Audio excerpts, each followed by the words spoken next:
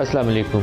Nuclear मसले के ऊपर लगता यह है कि ट्रंप जो है वो भी और ईरान भी दो एक्सट्रीम पोजीशन ले रहे हैं। ट्रंप का मुतालबा यह है कि ईरान अपना न्यूक्लियर प्रोग्राम मुकम्मल तौर पर तर्क कर दे, और ईरान की जानिब से आज मुज्तबा खामेनेई का एक स्टेटमेंट सामने आया जिसमें वो कहते हैं कि न्यूक्लियर प्रोग्राम की वो ऐसे ही हिफाजत करेंगे जैसे ईरानी सरजमीन की या ईरानी पानियों की। तो दो मुतहारिब ग्रुप दो एक्सट्रीम पोजीशन लेकर बैठे हैं, जिससे एग्रीमेंट के लिए वो जो स्पेस है वो थोड़ी सी कम होती जा रही है।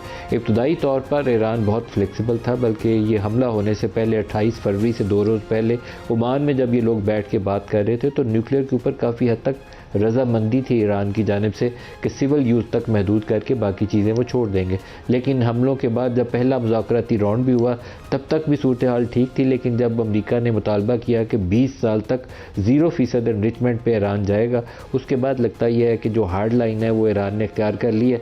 दूसरी तरफ अमेरिका की जानिब से ख़बरें ये आ रही हैं कि वो कोई फौरी तेज़ रफ्तार किस्म के हमले दोबारा ईरान के ऊपर फ़िज़ाई हमले वो रिज्यूम कर सकते हैं ताकि ईरान को दबाव में लाया जा सके मुज़ाकरात की मेज़ पर लाने के लिए।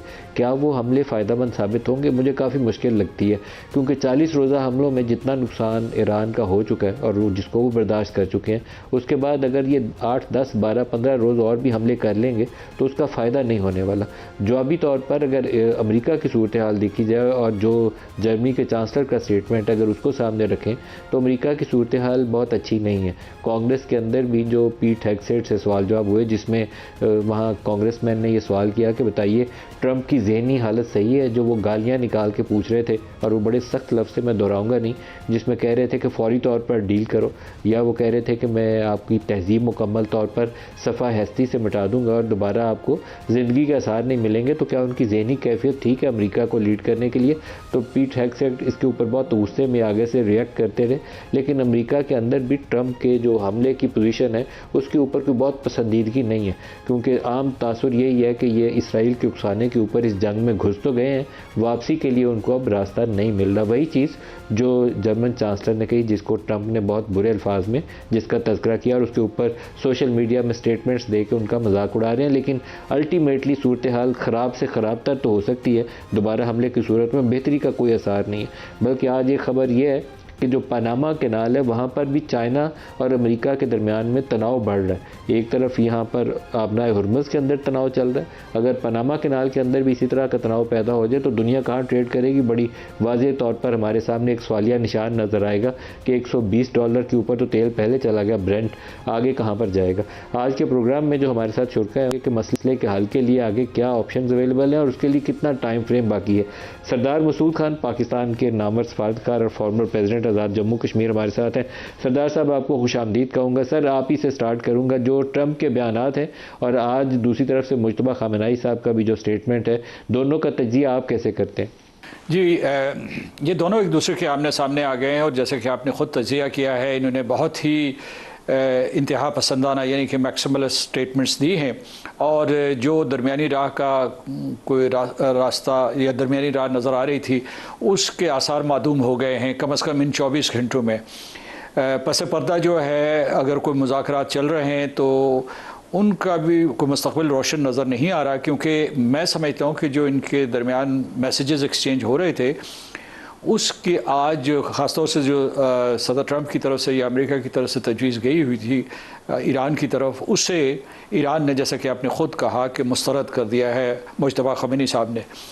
मुज्तबा खामेनी साहब के बयान को बड़े गौर से पढ़ने की ज़रूरत है और उसमें यह है कि एक तरफ तो उन्होंने कहा है कि यानी एक और दीवार खड़ी कर दी है। लोग ये कह रहे थे ना कि अगर ये दोनों ममालिक यानी अमेरिका और ईरान जो है, ये जो दोहरी नाकाबंदी है या दोहरी ब्लॉकेड्स हैं, इनको ख़त्म करें तो फिर जो है एतमाद साजी हो सकती है और दूसरे मामलात के ऊपर गुफ्तगू हो सकती है। लेकिन आज मुज्तबा खामेनी साहब ने एक और दीवार खड़ी कर दी है। उन्होंने कहा कि जो इलाक़ाई ममालिक हैं ख़लीज फ़ारस के, वो आबना हरमुज़ की मैनेजमेंट करेंगे, यानी इंतज़ाम और इंसराम वो संभालेंगे, जिसमें यकीनन उनका इशारा जो है ओमान की तरफ है, जो कि दूसरी आबना हरमुज़ की साहिली रियासत है ईरान के अलावा।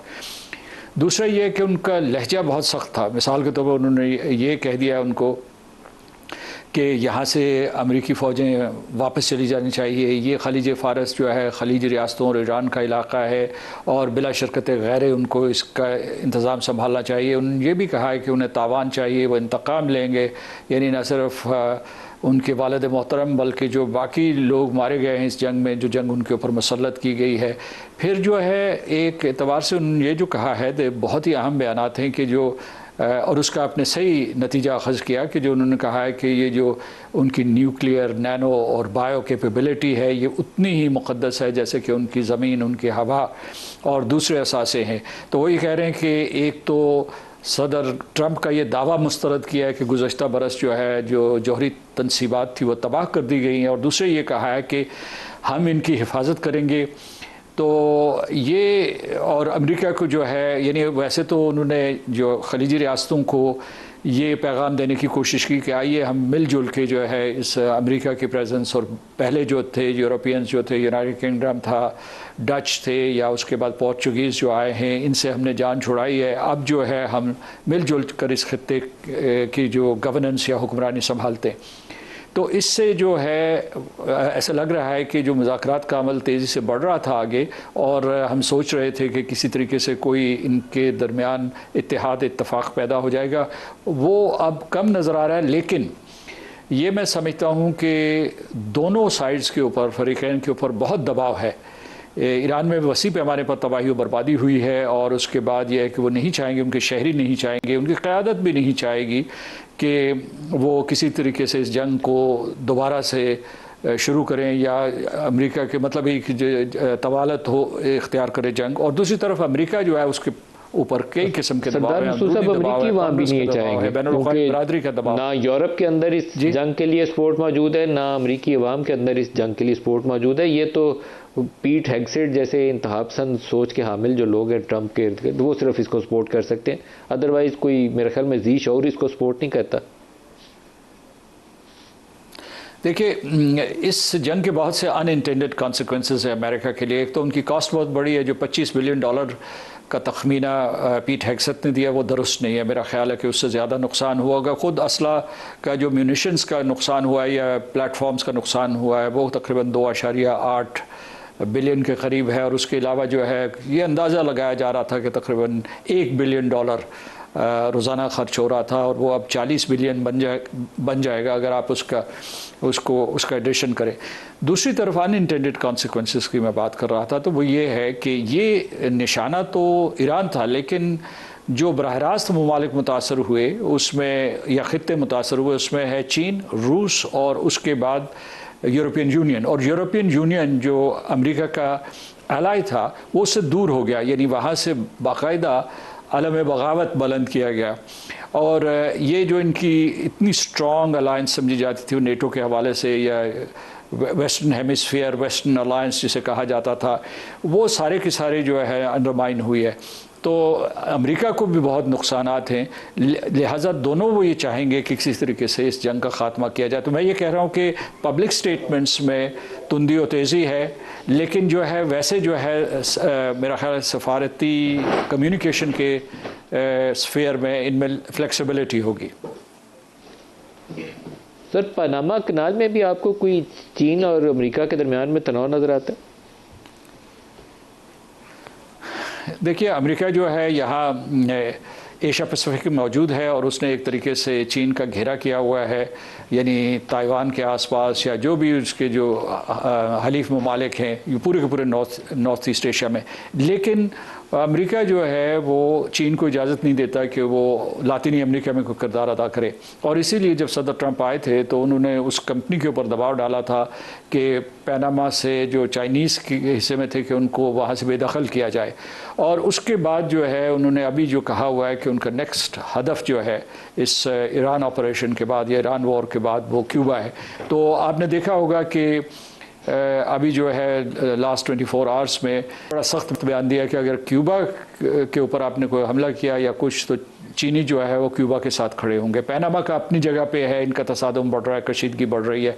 तीसरा जो है सदर पुतिन के साथ सदर ट्रंप की जो गुफ्तगू हुई है उसमें सदर पुतिन ने ये कहा है, क्योंकि ये इन लोगों के अभी जो अब्बास अरागची साहब गए हुए थे वहाँ मॉस्को और पुतिन से मुलाकात हुई तो इन्होंने एक मरतबा फिर इस बात का यादा किया कि वो स्ट्रेटिजिक पार्टनर्स हैं और एक दूसरे के साथ खड़े रहेंगे।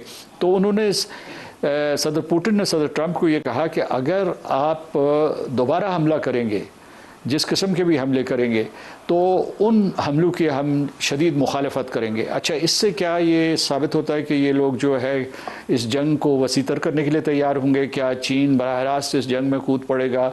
रूस जो है बाकायदा किनेटिकली यानी अमलन जो है इस जंग में ईरान का साथ देगा? मुझे ऐसा नहीं लगता। मेरा ख्याल है कि इस वक्त जो तरजीहात हैं वो रूस हो, अमेरिका हो, चीन हो या उसके अलावा जो यूरोपियन यूनियन, वो चाहते हैं कि यूक्रेन में भी जंग ख़त्म हो और यहाँ भी जंग ख़त्म हो, और सारी कोशिशें इसके लिए हो रही हैं। क्योंकि आपने पहले ही पूरे का पूरा मंजरनामा बता दिया कि माशी एतबार से क्या माशी मैदान में किस तरीके से दुनिया जो है बुरे तरीके से मुतासर है और वो इस पूरी सूरत हाल से निकलना चाहती है।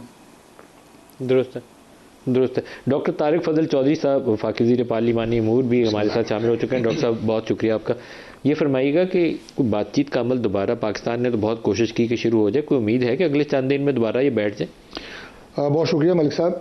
देखिए, सबसे पहले तो मैं ये अर्ज़ करूँ कि जो आपने कहा कि बातचीत का अमल क्या दोबारा शुरू हो सकता है या उसकी प्रोबेबिलिटी है कि दोबारा बैठा जा सकता है, तो मैं ये अर्ज़ कर दूं कि बातचीत का अमल जो है वो रुका ही नहीं है, टूटा नहीं है, टूटा नहीं है। अब वो नहीं टूटा, दूर दूर से एक दूसरे से कर रहे हैं, लेकिन इस्लामाबाद में जो बैठे हुए थे, वो जो आपको जो बैठक वाली बात थी कि शायद ये आज या कल की बात है, तो मैं ये गुजारिश करूँगा कि जो देखें इंटरनेशनल डिप्लोमेसी है और उसमें जो पाकिस्तान ने एक इंतहाई उम्दा सफारतकारी का सबूत दिया है और अल्लाह ताला ने उस पर आपको कामयाबी दी है, उसमें थोड़ा बज़ाहिर एक तातुल है, लेकिन ये तातुल नहीं है।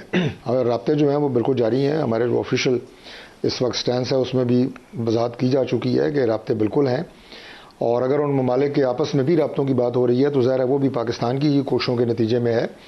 लेकिन चंद ऐसे निकात हैं जो कि मीडिया पर सबको पता है कि जो अपना हुर्मुज़ वाला मामला है, इसके ऊपर जो थोड़ी सी स्टैंस अपना जो अमेरिका का अपना स्टैंस है, ईरान का अपना एक स्टैंस है, तो ये मामला इंशाल्लाह ताला हल हो जाएगा। हुर्मुज़ के ऊपर थोड़ा सा अटक गया मामला, दोनों के ऑब्जेक्टिव्स अलग-अलग हैं, मांग अलग-अलग है, लेकिन जब आप बैठते हैं तो इंशाल्लाह ये मामला किसी न किसी तौर पे हल हो जाएगा। लेकिन ये बहुत बड़ी कामयाबी है और वो भी अल्लाह ताला ने पाकिस्तान की वसातत से दिखाई है पूरी दुनिया को कि जंग जो है वो बंद हो चुकी है, वरना जिस तरह से अल्लाह करे बंद ही रहे। मुझे तो ज़्यादा तशवीश इस बात के ऊपर है कि ये कोई दोबारा तनाव शुरू ना हो जाए। नहीं, हमारा ख्याल ये है कि इंशाल्लाह ताला ये जंग बंदी जो है ये रहेगी और इसमें फौरी तौर पे ऐसे कोई इम्कानात नहीं है कि दोबारा जो है वो मिज़ाइल एक दूसरे के ऊपर दागे जाएं, और उससे पहले कि सूरत हाल उस नतीजे पे पहुँचे इंशाल्लाह ताला पाकिस्तान जो है वो कामयाब होगा, पाकिस्तान मज़ीद सुरखरू होगा। हमारी जो कोशिशें हैं अल्लाह ताला ने बराबर कराई हैं, हम इंसान तो कोशिश ही कर सकता है, लेकिन प्राइम मिनिस्टर शहबाज शरीफ साहब, डार साहब जिस तरह उन्होंने और फील्ड मार्शल साहब ने चंद रोज पहले मैंने पूरी दुनिया के सामने उनका एक किरदार आया है वो सब ने देखा है। मसूद साहब से ही चंद रोज पहले इंटरव्यू कर रहा था तो मसूद साहब ने एक बड़ा नुक्ते के ऊपर जोर देकर कहा था कि साइमल्टेनियसली इन्हें कुछ चीज़ें करनी पड़ेंगी, क्योंकि पहले तो एक फेज प्रोसेस का जिक्र हो रहा था ना। अब जैसे आबनाए हुर्मुज़ है तो ईरान खोलने का ऐलान करे, अमेरिका वहाँ से ब्लॉकेट हटाए, तो ये साइमल्टेनियसली करना होगा। इसी तरीके से न्यूक्लियर के ऊपर अगर ईरान अपने स्टॉक पाइल्स छोड़ता है तो सिविल यूज़ के हवाले से उसके लिए गुंजाइश पैदा करनी होगी अमेरिका को। ये भी साइमल्टेनियसली एक पैकेज डील के तौर पर अनाउंस करना होगा। तो आपको लगता नहीं है कि अगले 4-5 रोज़ में इस पर कुछ पेशरफ्त होनी चाहिए, अदरवाइज चीज़ अटक जाएगी? जब मैं ये अर्ज़ कर रहा हूँ कि राब्ते बिल्कुल मौजूद हैं और इस सिमत में गुफ्तगू भी हो रही है, तो ये सब में मौजूद है। अब देखें, बज़ाहिर जो लगता है और असल में बात है भी ये कि अमेरिका भी चाहता है कि जंग बंद हो, और जंग बंद है तो सही लेकिन चीज़ सेटल हो।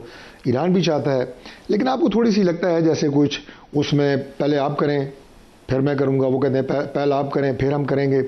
तो ये एक डॉट्स कनेक्ट करने की बात है और वो मरहला पाकिस्तान ने जो है इससे पहले भी बड़ी खुश असलूबी से तय किया है और आपने देखा है कि इंटरनेशनल कम्युनिटीज़ में कितनी पजीराई हुई है। ईरान अमेरिका से भी तो गारंटी मांगता है ना कि दोबारा मेरे पे हमला नहीं करोगे, ये भी गारंटी दो। तो उसकी गारंटी कौन देगा? ट्रंप की गारंटी तो मतलब उसके घर वाले भी नहीं देंगे। अभी जो लास्ट विजिट हुआ है जो वज़ीर ख़ारजा हैं ईरान के, उन्होंने जो बात की है कि जी हमने अपने निकात जो है वो पाकिस्तान के ज़रिए सामने रखे हैं, तो उसमें सारी चीज़ें शामिल हैं। और उसके बाद जब अमेरिका की तरफ से उसका रिस्पांस आएगा तो ये कहीं ना कहीं बात बन जाती होती है। देखिए, एक और बात मैं आपको अर्ज़ करूं कि थोड़ा सा इसको ना इम्पेशेंट हो के बेसब्री की कैफियत में नहीं इस सारी सूरत हाल को देखना चाहिए, क्योंकि दो ममालिक जो 45-46 साल से आमने सामने बैठे नहीं हैं, उनका आमने सामने बैठना, मुज़ाकरात की बात करना, मुज़ाकरात के ज़रिए मामलात को हल करना, ये वो असल कामयाबी है। जब आप मुज़ाकरात के ज़रिए मामलात को हल करने की बात करते हैं तो इसका मतलब ये है कि किसी न किसी नतीजे पे आप पहुंच जाएंगे इंशाल्लाह ताला। मसूद साहब, डॉक्टर साहब की बातों में थोड़ी सी उम्मीद अभी है कि ये मामलात आगे चल रहे हैं, कहीं ना कहीं बातचीत भी हो रही है, तजावीज़ भी एक्सचेंज हो रही हैं, तो डू यू एक्सपेक्ट कि कुछ प्रोग्रेस हो जाए अगले चंद रोज़ के अंदर?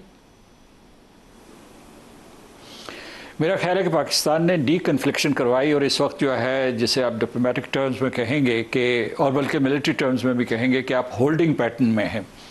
तो अब जो है वॉर जो है वो एक डिफरेंट फेज़ में दाखिल हो चुकी है। पहले जो वॉर थी वो बॉम्बिंग की शक्ल में थी, बम्बार्डमेंट हो रही थी ईरान के मुख्तलिफ टारगेट्स के ऊपर।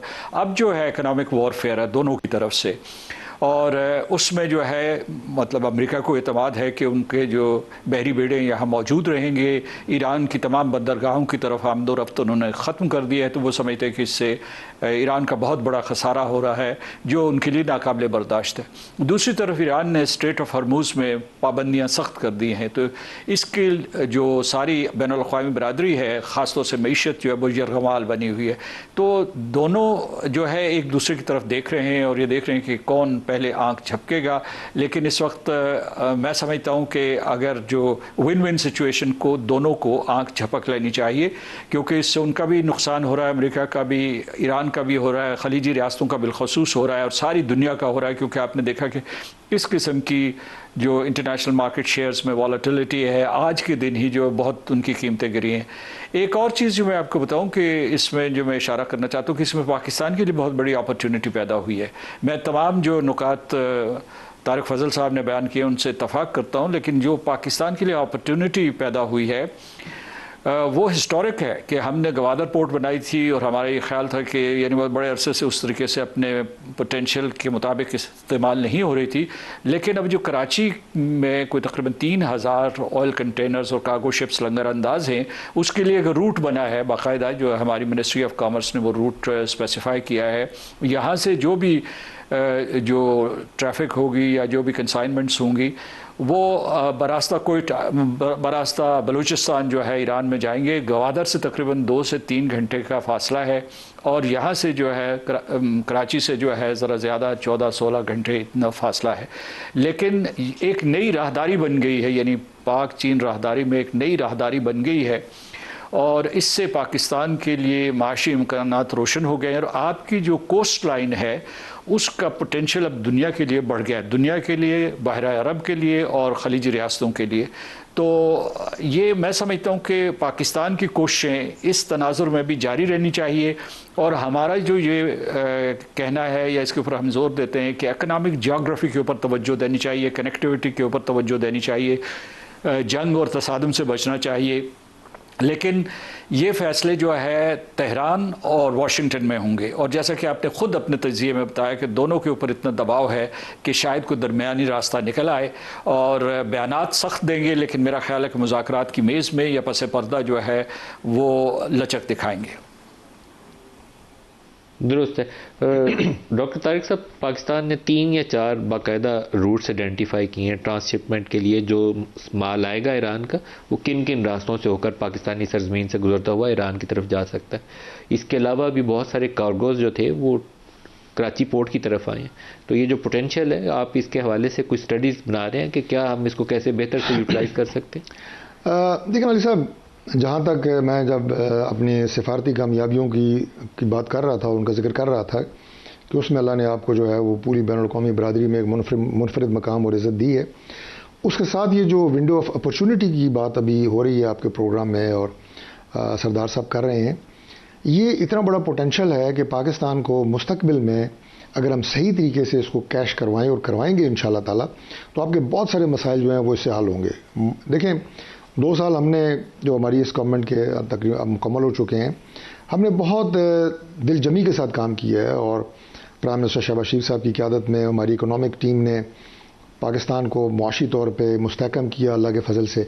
लेकिन ये जो अभी इस जंग की शक्ल में एक दचका पाकिस्तान को नहीं पूरी दुनिया की मईशत को लगा है। और अभी जब हम बात कर रहे हैं तो अमेरिका में देखें कि अमेरिका डिपेंडेंट नहीं है कि जो तेल जो है वो स्ट्रेट ऑफ हॉर्मुज़ से गुजरता है, लेकिन उसके बावजूद वहाँ तेल की कीमतों में इजाफा हो रहा है और उससे मुआशी तौर पे जितने ममालिक मुतासर हुए हैं, मईशत पूरी दुनिया की हिल के रह गई है, उसे हमें भी यकीनन जो है वो हम मुतासर हुए हैं। लेकिन जब ये खैर से ये सारी चीज़ें एक मंतकी अंजाम तक पहुँचती हैं पॉजिटिविटी की तरफ और अख्ताम की तरफ, तो उसके बाद जो रास्ते पाकिस्तान के खुलेंगे वो अनलिमिटेड हैं और उससे पाकिस्तान इंशाल्लाह जो अभी हम समझते हैं कि थोड़ा हमें मईशत को डेंट लगा है, ये तो बहुत छोटा साबित होगा।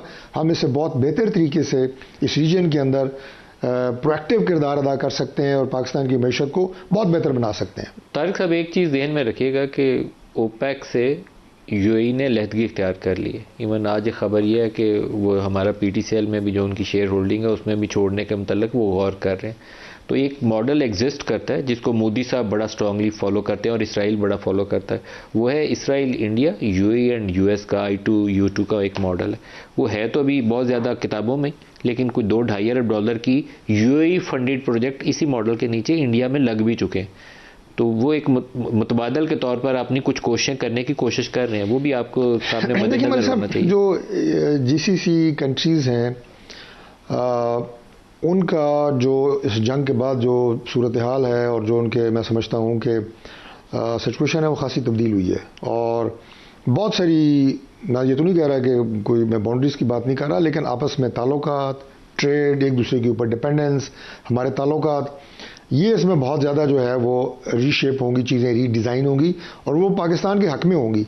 जो यूएई की एक इनफरादी तौर पे मैं समझता हूँ कि जो उसकी चंद चीज़ें हैं, देखें उनके लिए ज़ाहिर है हर मुल्क अपने लिए सबसे बेहतर सोच सकता है, लेकिन इस खत्ते में अपने बाकी जो उसके बरादर इस्लामी ममालिक हैं उनके साथ अच्छे ताल्लुकात, उस रीजन में रहते हुए इस रीजन की तमाम सूरत हाल को सामने रखते हुए इक़दामात उठाना और इस इत्तेहाद का हिस्सा बनना, इनके साथ मिलकर आगे चलना, ये उसके बेहतरीन मफाद में है। बाकी इजराइल के ऊपर अगर वो ज़्यादा डिपेंड करेगा या इंडिया पे करेगा, तो मैं इसमें तो बरमला ये बात कह सकता हूँ कि ईरान भी काफ़ी हद तक इंडिया पे डिपेंड करता रहा है और उसके बाद जो इंडियंस ने ईरान का जो हाल किया और जिस तरह की वहाँ पे उनको नुकसान पहुँचाया उनके अंदर बैठ के, तो आज अल्लाह के फजल से ईरान में आप देखें कि पाकिस्तान जिंदाबाद और पाकिस्तान के हम मशकूर और ममनून, ये नारे वहाँ पे लग रहे हैं। उन्हें एहसास हो गया है कि इंडिया किसी के साथ भी सिंसियर नहीं है, वो किसी के साथ भी लॉयल नहीं है, वो एक ऐसे मुनाफिक और ऐसे मक्कार शख्स के इस वक्त कंट्रोल में है जो किसी भी आप ये कहें कि सतह तक गिर सकता है और ख़राबी पैदा करने के अलावा उसका कोई इस खत्ते के अंदर जो है वो पॉजिटिव किरदार नहीं है। मसूद साहब, जो यूएई की ओपेक से लहदगी है और ये जो नया वो ब्लॉक बनाने की कोशिश कर रहे हैं I2U2 वाला, इसके ऊपर हमारी नज़र रहनी चाहिए। ये एक सिक्योरिटी अलायंस और वाटरवेज़ की सिक्योरिटीज़ के हवाले से उसके बहुत सारे ऑब्जेक्टिव्स में वाटरवेज़ की सिक्योरिटी भी शामिल है। तो मुझे लगता यह है कि ये इंडिया, इसराइल और यूएई वाला जो नेक्सस है, ये इसके ऊपर इंडिया भी इन्हिसार करेगा कि इनको साथ अमेरिका को मिला के कुछ ना कुछ अपने इलाके में वज़न बढ़ाएं। जी जी, इसमें मेरा ख्याल है कि 3 अवामिल। पहला जो है वो आपने ज़िक्र किया कि I2U2 की अपनी एक स्ट्रेटजी है और उसके ऊपर वो इम्प्लीमेंट कर रहे हैं, अगरचे पूरी विगर के साथ नहीं हुआ, लेकिन वो उसमें ये जो है मौजूदा सूरत हाल में, बदलती सूरत हाल में ऐसा मुमकिन हो जाएगा इन ममालिक के लिए। दूसरा ये है कि इन्होंने एक और कॉरिडोर बनाया हुआ है जिसे कहते हैं कि मिडल ईस्ट यूरोप कॉरिडोर। ये उन्होंने जो है BRI के मुकाबले में या सिपेक के मुकाबले में, जी जी जी जी, तो एक वो बनाया हुआ IMEC, जी बिल्कुल आप दुरुस्त कह रहे हैं। तो एक वो India middle east and Europe का जो है उन्होंने वो एक कॉरिडोर बनाया हुआ है। अच्छा, फिर उसके बाद यह कि मैं समझता हूँ कि अब्राहम अकॉर्ड्स की वजह से स्ट्रेटेजिकली उन्होंने गल्फ़ को तकसीम करके रख दिया है। उसमें पहले जो है आपको पता है कि कतर और सऊदी अरब और UAE के दरमियान इख्तलाफात होते हैं, यानी एक तरफ कतर था, दूसरी तरफ जो है सऊदी अरब और UAE थे। अब इन्होंने ये किया है कामयाबी के साथ कि UAE और सऊदी अरब में एक किस्म का बंटवारा तकसीम कर दी है और उनकी दोस्ती को दुश्मनी में तब्दील करने की कोशिश कर रहे हैं। जो UAE के फैसले से जो ओपेक से अलग हुआ है, तो आपने ये देखा है कि हमने सब ने देखा कि उसमें इसराइल खुश हुआ और अमेरिका खुश हुआ है। यानी मतलब ये एक बिलवास्ता तौर पर या बराह रास्त जो है सऊदी अरब के ऊपर दबाव डाला जा रहा है, क्योंकि वो ओपेक का सरबराह माना जाता है। इससे पाकिस्तान के लिए मुश्किलात बहुत बढ़ गई हैं। एक ये बढ़ी हैं, यानी मतलब है पोस्ट वॉर भी मुश्किलात बढ़ गई हैं पाकिस्तान की, क्योंकि ये जो यूएई की तरफ से जो न्यू अलाइनमेंट या रीअलाइनमेंट हो रही है उसका बराह रास्त पाकिस्तान के ऊपर असर पड़ेगा। दूसरा ये मैं बताऊं कि पाकिस्तान की बहैसियत मीडिएटर मुश्किलात कुछ इस वजह से बढ़ी हैं कि सदर ट्रंप ने जो ईरान की लेटेस्ट 4 नुकाती प्रपोज़ल थी उसको मुस्तरद कर दिया, और जो उन्होंने एक प्रपोज़ल भेजी थी अमेरिका ने बरास्ता पाकिस्तान ईरान को, तो वो मेरा ख्याल है कि मुज्तबा ख़ुमैनी साहब ने आज मुस्तरद कर दी है। तो एक मरतबा पाकिस्तान अब तक कामयाब होता चला आ रहा है, पाकिस्तान की कोशिशें जारी हैं। पाकिस्तान को एक मरतबा फिर जो है भरपूर सफारती सरमाया इस्तेमाल करते हुए, अपनी इस्तेदाद इस्तेमाल करते हुए फ़रीक़ैन को कायल करना पड़ेगा कि आप जो है ये जो एक्सट्रीम पोजीशन हैं इनसे। लास्ट मिनट है डॉक्टर तारिक साहब से पूछें। डॉक्टर तारिक साहब, जो पाकिस्तानी बड़ी तादाद में यूएई में जो ओवरसीज़ वर्कर्स हैं, तो यूएई से अच्छा ताल्लुक़ रखना, चाहे वो 3-4 अरब डॉलर उन्होंने अपने उधार दिए हुए वापस मांग लिया, कोई बात नहीं है, लेकिन 2 पाकिस्तानी मेरा ख्याल है 20-22 लाख पाकिस्तानी यूएई में, तो हमें अपना अच्छा ताल्लुक़ वहाँ बरकरार रखना चाहिए। मलिक साहब, बिल्कुल हमारा अच्छा ताल्लुक़ यूएई के साथ है, और आप ये देखें कि जब उन्होंने अपने ये 3.5 अरब डॉलर जो है, जो पाकिस्तान में उनका एक डिपॉजिट था, उनकी अमानत थी, जब वापस उन्होंने मांगे हैं तो हमारी सोशल मीडिया के ऊपर कुछ उसके ऊपर बहस हुई है, प्राइवेट हल्कों में हुई है, लेकिन ऑफिशियली हमने उसे कंडेम किया है कि सोशल मीडिया के ऊपर इस ट्रांजैक्शन के हवाले से मनफी गुफ्तगू ना की जाए। वो हमारे मोहतरम ब्रादर इस्लामी मुल्क है, भाई हैं हमारे। इसराइल और इंडिया से जो उनकी कुर्बत है वो पाकिस्तान से तल्लुकात में खराबी की बुनियाद तो नहीं बने? देखिए, इंडिया और इसराइल कोशिश तो पूरी करेंगे, लेकिन मैंने पहले भी जैसे अर्ज़ की है कि इन दोनों की जो दोस्ती है इसराइल की और इंडिया की, वो यूएई को आज समझ आए कल समझ आए। ये ऐसे जैसे हम पंजाबी में कहते हैं ना कि लाई बेकदरा नाल यारी, ये वो लोग हैं। ये इंडिया और इसराइल ये कभी भी काबिल एतमाद दोस्त साबित नहीं हो सकते। इनकी तारीख साबित करती है। दूसरा शेर पढ़ना चाहिए था, नीचा दिए शनाई तो फैज किसे ना पाया। आपने तो फिर उसको डॉक्टर तारिक फजल चौधरी साहब, सरदार मसूद साहब, आप दोनों का बहुत शुक्रिया। अब एक ब्रेक ले लें, ब्रेक से वापसी पे अशफाक तोला साहब हमारे साथ होंगे और ये ऑयल प्राइसेस का जो इम्पैक्ट है पाकिस्तान की इकॉनमी के ऊपर, उसके ऊपर बात करेंगे। हमारे साथ रहिए।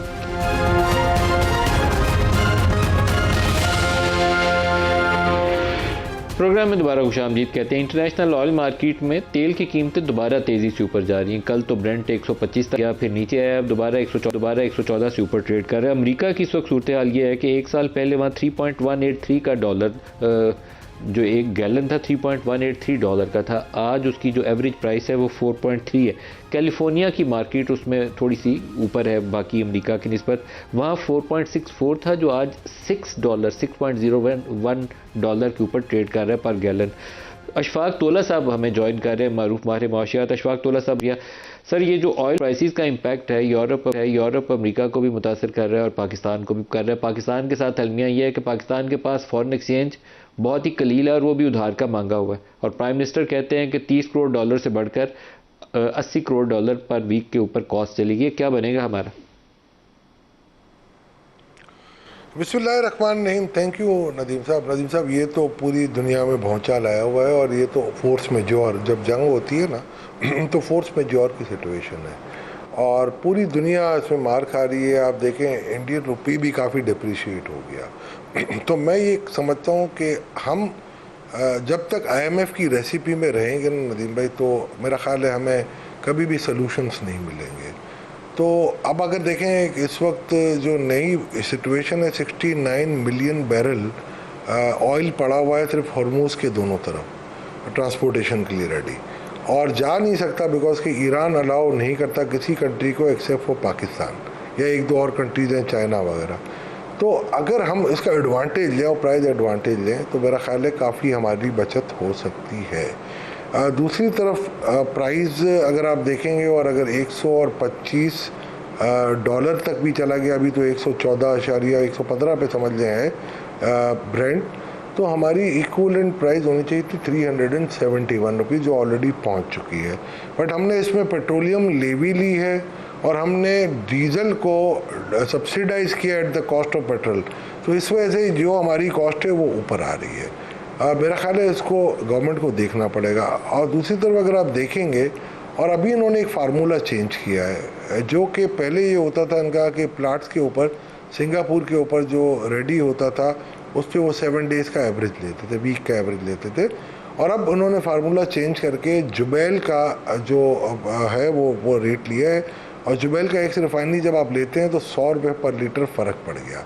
तो मेरा मतलब है कि देखें, आपको तो इस वक्त ये करना चाहिए कि आपकी रिफाइनरीज को फुल कैपेसिटी पे चलाना चाहिए। ऑब्वियसली मुझे पता है इसके कंसिक्वेंसेज ये हैं कि आपके RFOs काफ़ी निकलेंगे, फर्नेस ऑयल काफ़ी निकलेगा। फर्नेस ऑयल महंगा आपका इसलिए हो रहा है कि आपके पास उस पर पेट्रोलियम लेवी ठीक ठाक लगी हुई है। अगर आप उसको हटा दें और यही फर्नेस ऑयल आप उन प्लांट्स को दे देंगे जो भी IPP में है, और जो जिनको हम कैपेसिटी पेमेंट दे रहे हैं उनको बोलेंगे जी आप प्रोड्यूस करके दें, तो मेरा ख्याल है आपको उस रेट पे बिजली मिल सकती है और आप लोड शेडिंग से कुछ छुटकारा भी हासिल कर सकते हो।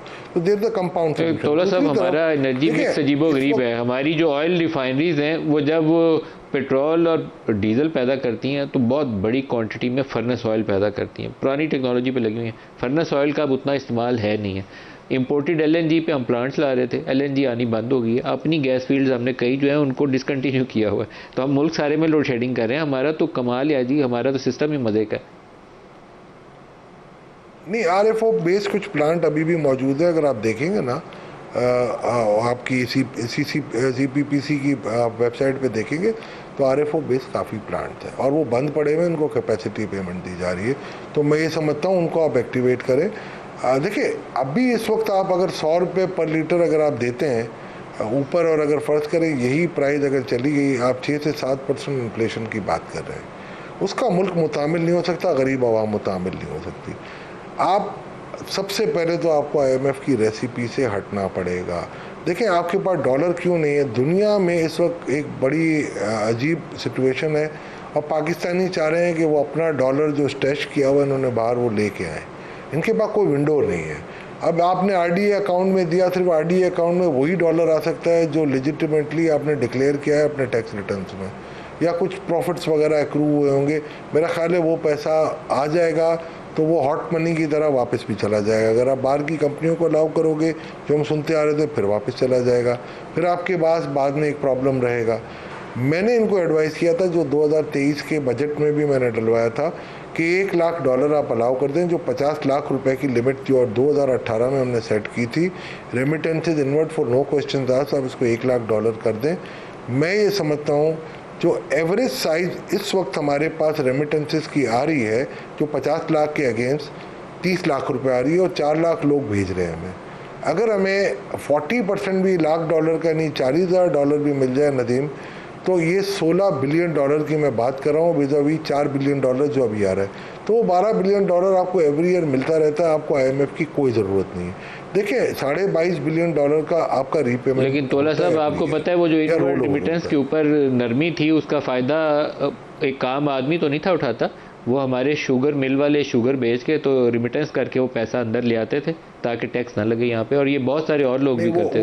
वो मैं आपको बता देता हूँ, वो अफगानिस्तान की बॉर्डर से हुआ है। सर, मंजूर चीनी वाला और पापड़ वाला, वो केस क्या था? यही तो केस था।